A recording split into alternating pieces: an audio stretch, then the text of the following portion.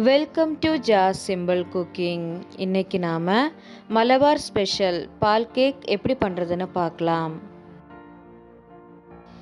இந்த வீடியோ உங்களுக்கு பிடிச்சிருந்தா லைக் பண்ணுங்கள், ஷேர் பண்ணுங்கள், மறக்காமல் சப்ஸ்கிரைப் பண்ணுங்கள். பக்கத்தில் இருக்க பெல் ஐக்கானை ப்ரெஸ் பண்ணி அதில் ஆளுங்கிற ஆப்ஷனை கிளிக் பண்ணிக்கோங்க. அப்போ தான் நான் போடுற வீடியோஸ் உங்களுக்கு நோட்டிஃபிகேஷனாக கிடைக்கும். மலபார் பால் கேக் வந்து நார்மலாக மைதா மாவில் தான் பண்ணுவாங்க. நான் வந்து இன்றைக்கி கோதுமை மாவில் பண்ண போகிறேன்.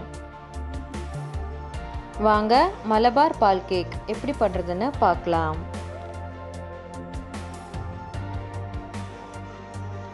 முதல்ல ஒரு பவுலில் ஒரு முட்டை சேர்த்துக்கோங்க. அதுக்கப்புறமா அதில் 2 ஸ்பூன் சர்க்கரை சேர்த்துக்கோங்க. சேர்த்துட்டு இது வந்து நல்லா கலந்து விட்டுக்கலாம். சர்க்கரை வந்து நல்லா கரையிற வரைக்கும் நல்லா அடித்து எடுத்துக்கோங்க. சர்க்கரை வந்து நல்லா கரைஞ்சதும் இப்போ இதில் 2 ஸ்பூன் நெய் சேர்த்துக்கலாம். அதுக்கப்புறமா இதில் 1/4 ஸ்பூன் ஏலக்காய் தூள் சேர்த்துக்கலாம். கூடவே 1/4 கப் போல் மில்க் பவுடர் சேர்த்துக்கோங்க. சேர்த்துட்டு இது வந்து நல்லா கலந்து விட்டுக்கலாம்.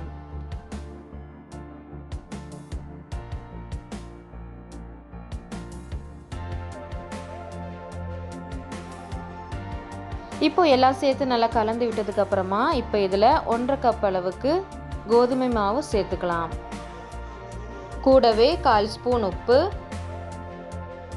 1/4 ஸ்பூன் பேக்கிங் சோடா சேர்த்துட்டு நல்லா கலந்து விட்டுக்கோங்க.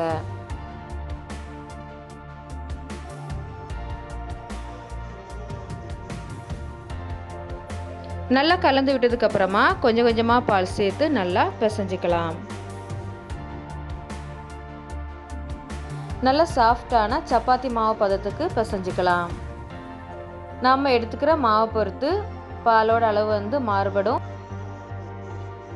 நான் வந்து இன்னைக்கு 3/4 கப் பாலும் எக்ஸ்ட்ரா 2 ஸ்பூன் பாலும் சேர்த்துருக்கேன். இப்போ மாவு வந்து நல்லா பிசைஞ்சாச்சு. பாருங்க நல்லா சாஃப்டாக வந்திருக்கு. இது இப்போ மூடி சைடில் எடுத்து வச்சுக்கலாம். அதுக்கப்புறமா ஸ்டவ் ஆன் பண்ணி ஒரு பாத்திரம் வச்சுக்கோங்க. அதில் 1/2 கப் அளவுக்கு சர்க்கரை சேர்த்துக்கோங்க. இப்போ இதில் 1/2 கப் அளவுக்கு தண்ணி சேர்த்துக்கலாம். சேர்த்துட்டு நல்லா கலந்து விட்டுக்கோங்க.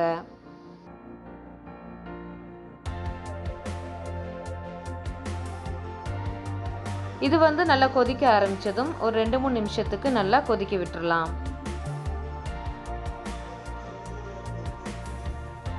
இதுக்கு வந்து கம்பி பதம் எதுவும் தேவையில்லை, லைட்டாக பிசு பிசுன்னு இருந்தாலே போதும்.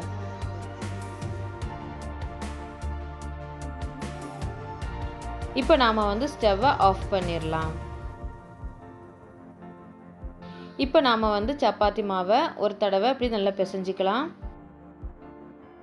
அதுக்கப்புறமா ஒரு சப்பாத்தி கல் எடுத்துக்கோங்க. அதில் நம்ம பிசைஞ்சு வச்சுருக்க மாவை நல்லா உருட்டிக்கோங்க.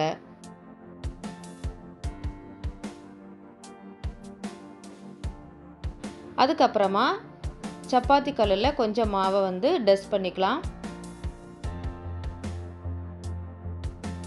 இப்போ மாவை வந்து அதில் வச்சு சப்பாத்தி கட்டையை வச்சு நல்லா தேய்ச்சிக்கோங்க.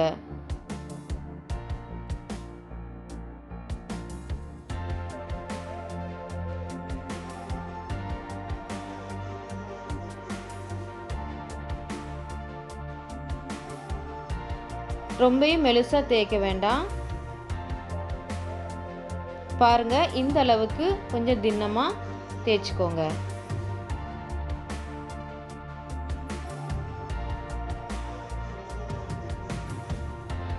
இப்போ நாம் இதை வந்து கட் பண்ணிக்கலாம்.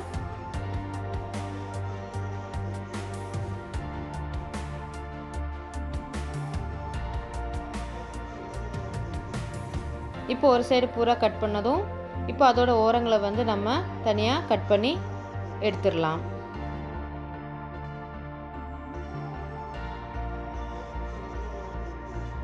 இப்போ இதை வந்து நான் 2ஆக கட் பண்ணிக்க போகிறேன். இப்போ ஒவ்வொரு துண்டுகளாக எடுத்து அதோட ஓரங்களை வந்து இப்படி அமர்த்தி விட்டுக்கோங்க. இதே மாதிரி மிச்சம் இருக்கிற எல்லா துண்டுகளையும் இப்படி பண்ணிக்கலாம்.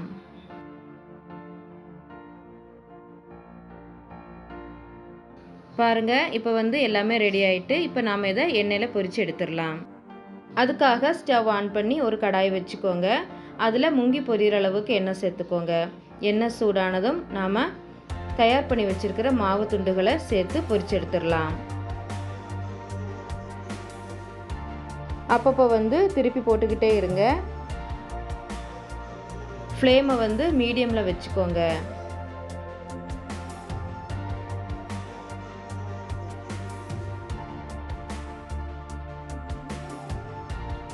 இப்போ எல்லாம் நல்லா பொரிஞ்சு ப்ரௌன் நிறமானதும் நம்ம இப்போ இது எண்ணெயிலேருந்து எடுத்துடலாம். இப்போ நாம் இதை வந்து நம்ம ரெடி பண்ணி வச்சுருக்கிற சுகர் சிரப்பில் சேர்த்துடலாம். சுகர் சிரப்பு வந்து ஆறிடுச்சுன்னா மறுபடியும் லைட்டாக சூடு பண்ணிக்கோங்க. இப்போ நாம் இதில் வந்து சேர்த்துடலாம். சேர்த்துட்டு நல்லா கலந்து விட்டுக்கோங்க.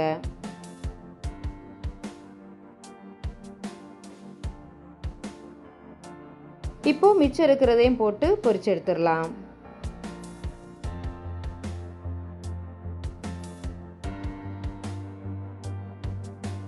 இப்போ இது வந்து நல்லா பொரிஞ்சு வந்துட்டு இப்போ நாம் இதை எடுத்து சுகர் சிரப்பில் சேர்த்துடலாம். சேர்த்துட்டு நல்லா கலந்து விட்டுக்கோங்க. இப்போ இதை வந்து மூடி வச்சு ஒரு 2 மணி நேரம் வெயிட் பண்ணலாம். இப்போ 2 மணி நேரம் போல் ஆயிருக்கு.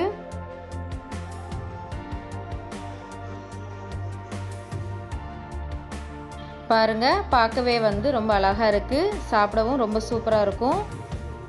கண்டிப்பாக வீட்டில் ட்ரை பண்ணி பாருங்கள். தேங்க்ஸ் ஃபார் வாட்சிங்.